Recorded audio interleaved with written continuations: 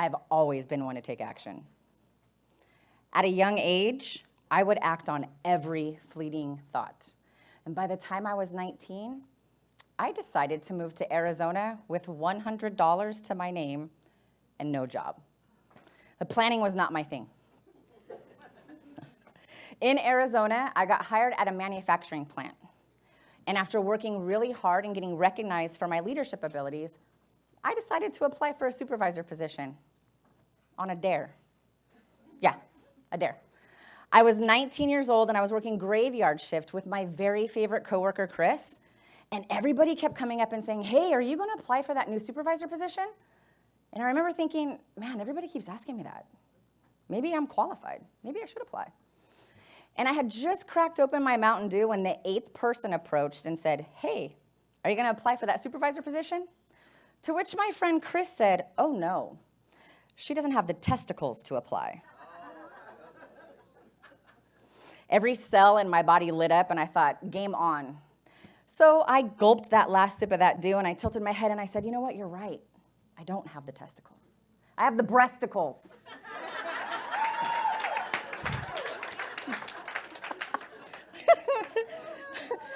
A roar of laughter erupted, kind of like that. And then 15 people got up and followed me to that job posting where I applied for that interview. 5 days after my interview, my jaw hit the floor when HR called me and said I got the job. I remember thinking, man, I better get serious if I want to be successful. And then I spent 10 years. The first 10 years in corporate America following the same cycle. Work so hard that everybody noticed. Get offered an opportunity to take on a new challenge, take that challenge despite not feeling ready, and then figure it out as I go. I was the epitome of fire, ready, aim. Yeah? It wasn't until I was a senior executive in corporate America when I realized and recognized the importance of having a plan. In fact, I invested a lot of time and money to acquire the skills needed to cast a vision, develop a strategy, build an implementation plan, and then create a playbook just in case something went wrong. I had a bunch of contingencies. And working really hard to acquire those skills made me unstoppable. Over several more years, for 12 more years, I continued to progress. And I opened 2 new distribution centers. I conducted performance turnarounds for 3 businesses. And I implemented an international transportation strategy.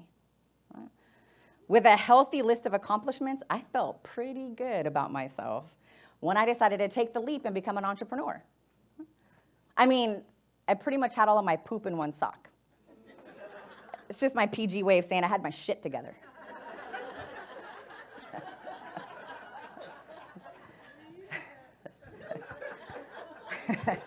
I became an entrepreneur in real estate.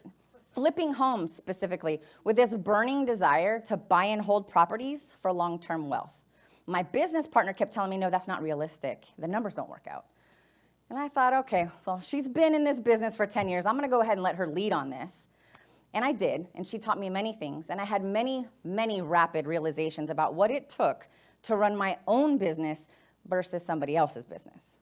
Right? There's no corporate strategy that just fell into my lap anymore, where all I was responsible for was executing it within my 4 walls. It was no longer that easy. I was now responsible for determining where we would invest, how, and with whom. And even though I had been accustomed to somebody coming to my office and changing the toner in my printer for me for the better part of 2 decades, I now had to figure out my own technical issues. I couldn't just call the help desk. And technology is not where I shine. And just as I got comfortable with that, it became painfully obvious I no longer had paid employees working for me that were incentivized to do what I needed. I was working with realtors. I was working with contractors, inspectors, lenders, title companies, all independent of each other, all of them with their own agenda, and none of them with the same sense of urgency that I had or needed of them. And as frustrating as that was, I still had 2 things going for me, right? I had my business partner. She was one of the top trainers for real estate in the entire country, and she definitely had all her shit together. 2, my work ethic and ability to learn as I go had never failed me, so I was feeling really, really confident.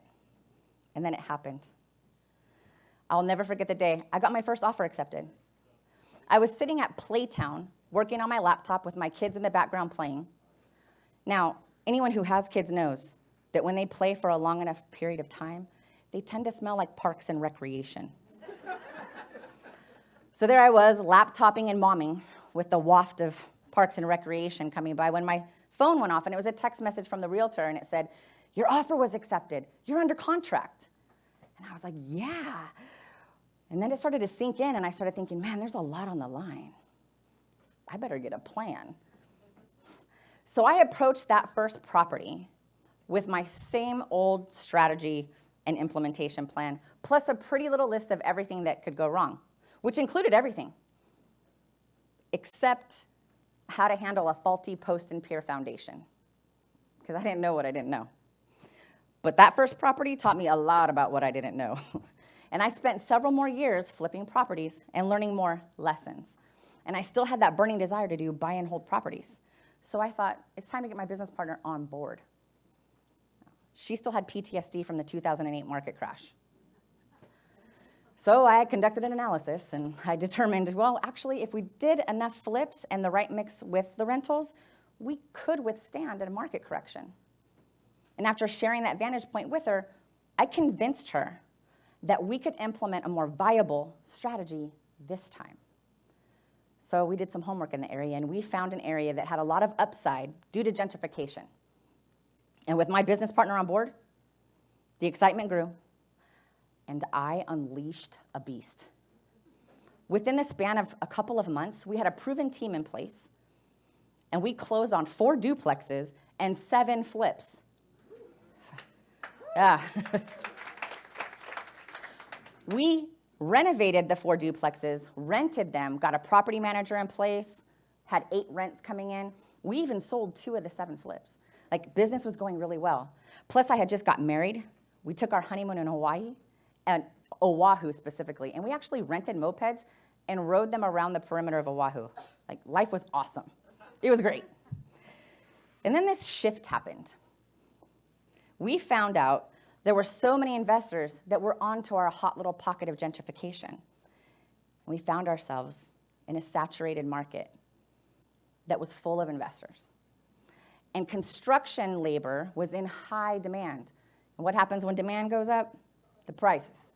We all know that. So it got to the point where my construction guy was like, yeah, I don't have enough labor to cover your projects. Great. So facing that situation, I thought, man, I got to know the play here. What's the play? Well, I have to sell 2 of the properties as is.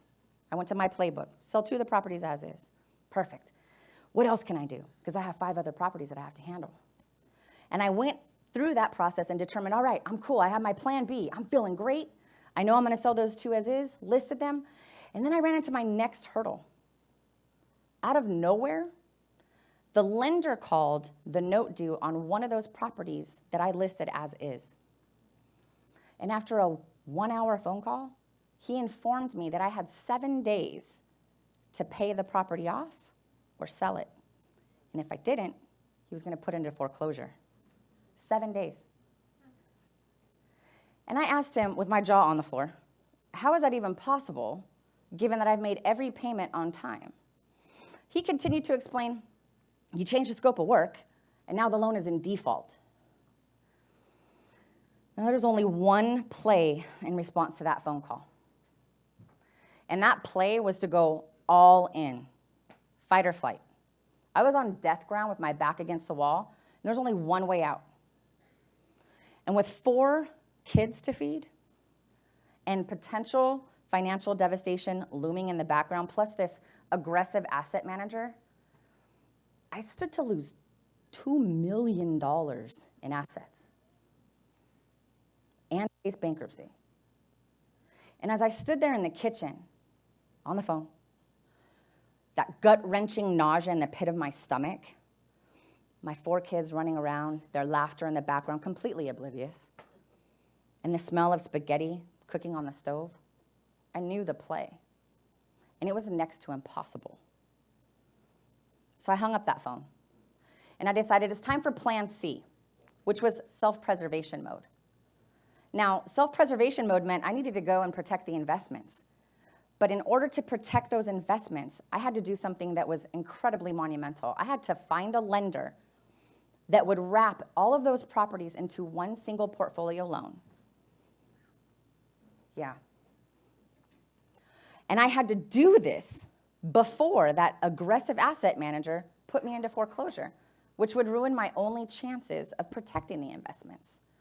So it was time, right? I ended up going through this process.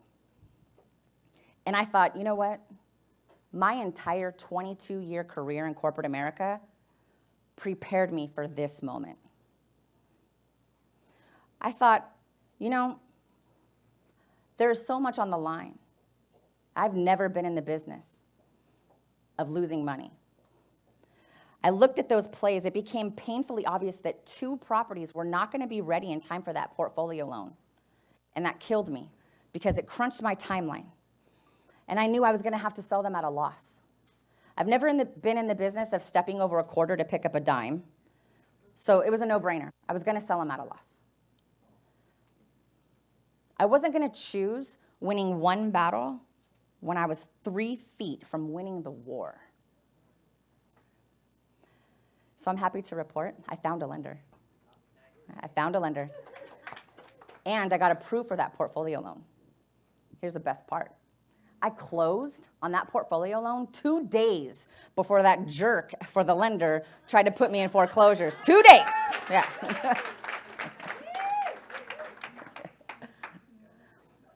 2 days before.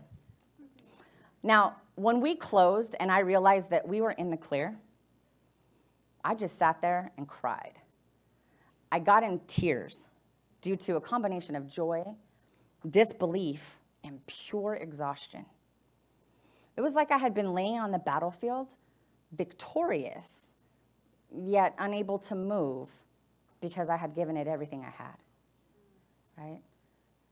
And I took that week to reflect on everything that happened. And I realized, you know, if I didn't have a strategy, if I didn't have an implementation plan, and if I didn't have a playbook, I could have panicked in the face of all of that adversity and lost everything. $2 million worth of assets. And I thought, what a lesson, what a blessing, right? And now I tell all of my clients, in order to know the play, you have got to cast that vision, develop that plan. But you really got to get that contingency playbook together so that you know that play. And one of the biggest things that I learned was you have to be fluid, you have to be flexible, you have to change when you're facing new circumstances. Most importantly, you have to know when to make a sacrifice in order to win the greater goal, in order to win the war. So tonight, as each of you leave here, I encourage you, as you head home and you get home, I want you to grab your sock